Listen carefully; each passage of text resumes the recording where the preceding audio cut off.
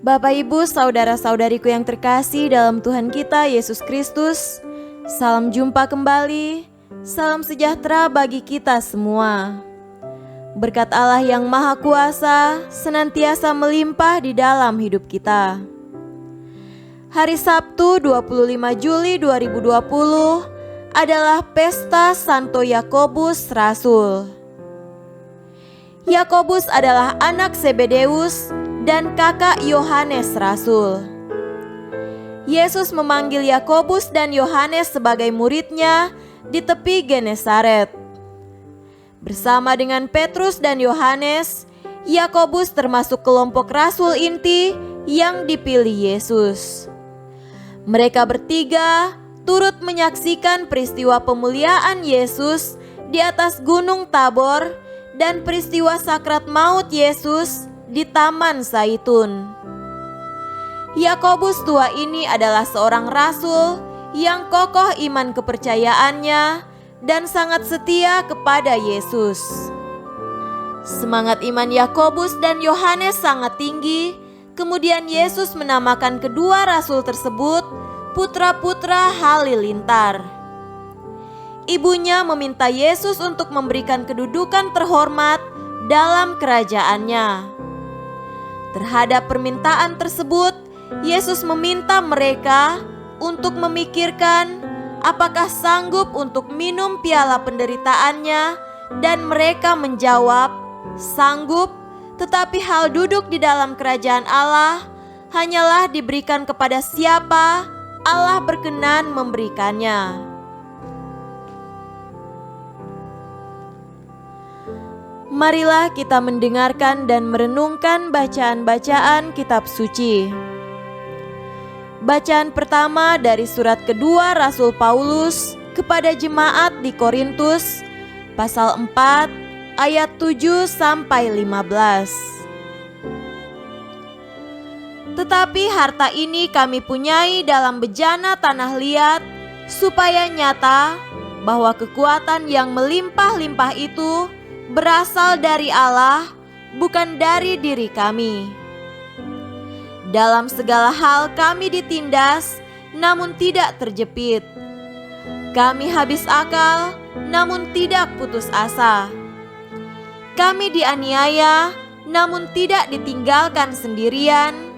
Kami dihempaskan, namun tidak binasa.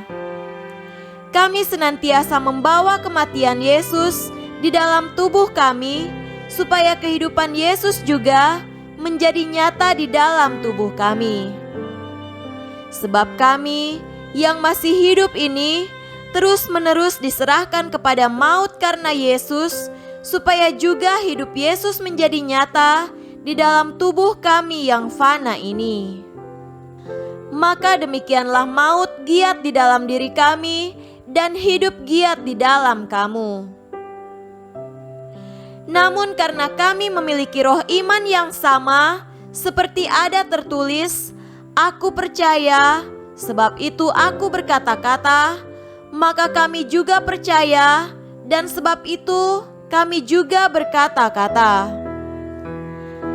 Karena kami tahu bahwa Ia yang telah membangkitkan Tuhan Yesus akan membangkitkan kami juga bersama-sama dengan Yesus.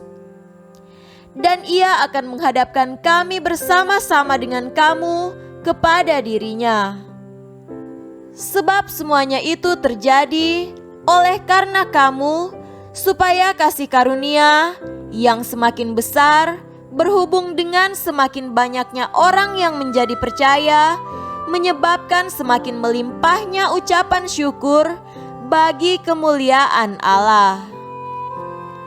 Demikianlah sabda Tuhan. Syukur kepada Allah. Tuhan beserta kita sekarang dan selama-lamanya. Inilah Injil Yesus Kristus menurut Matius. Dimuliakanlah Tuhan. Injil Matius pasal 20 ayat 20 sampai 28. Maka datanglah ibu anak-anak Zebedeus serta anak-anaknya itu kepada Yesus, lalu sujud di hadapannya untuk meminta sesuatu kepadanya. Kata Yesus, "Apa yang kau kehendaki?" Jawabnya, "Berilah perintah supaya kedua anakku ini boleh duduk kelak di dalam kerajaan-Mu, yang seorang di sebelah kanan-Mu dan yang seorang lagi di sebelah kiri-Mu." Tetapi Yesus menjawab katanya, "Kamu tidak tahu apa yang kamu minta. Dapatkah kamu meminum cawan yang harus kuminum?" Kata mereka kepadanya, "Kami dapat."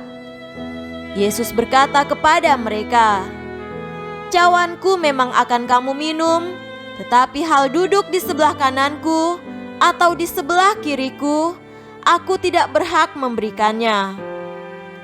Itu akan diberikan kepada orang-orang bagi siapa Bapakku telah menyediakannya."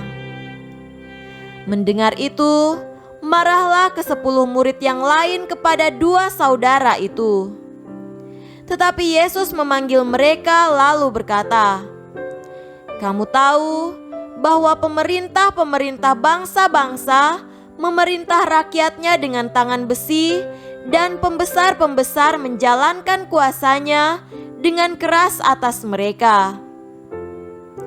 Tidaklah demikian di antara kamu.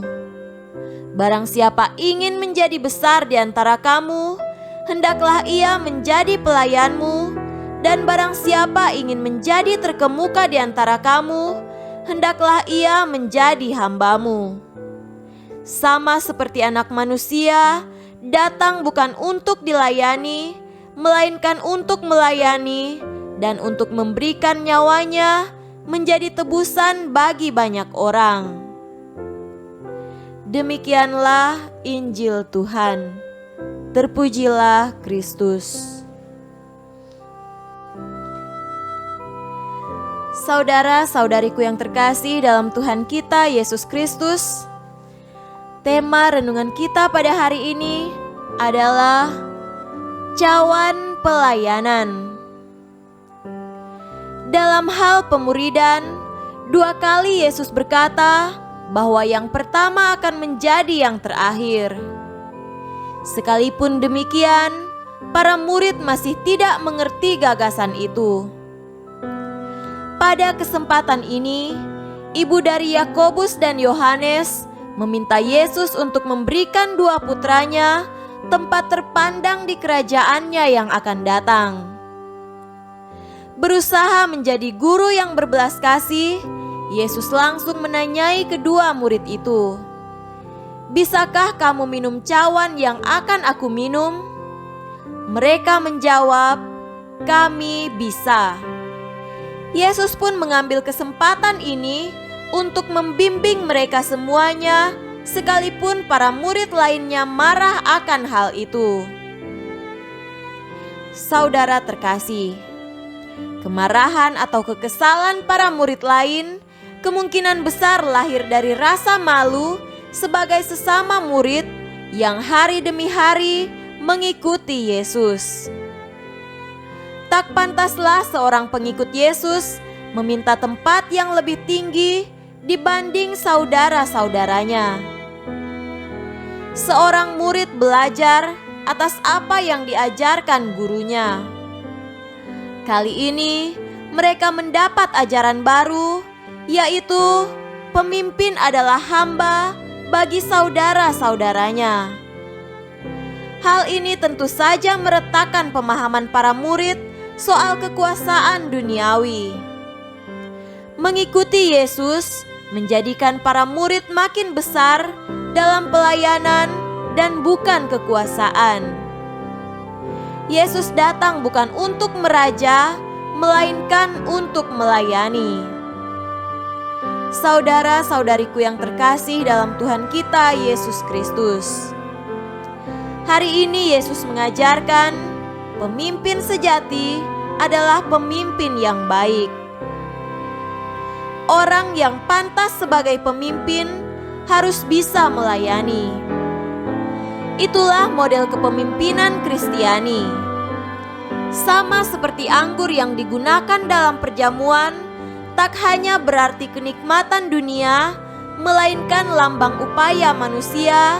Demikian pula kepemimpinan Kristiani tak hanya berarti jabatan semata, melainkan kewajiban melayani sesama. Semoga demikian. Amin.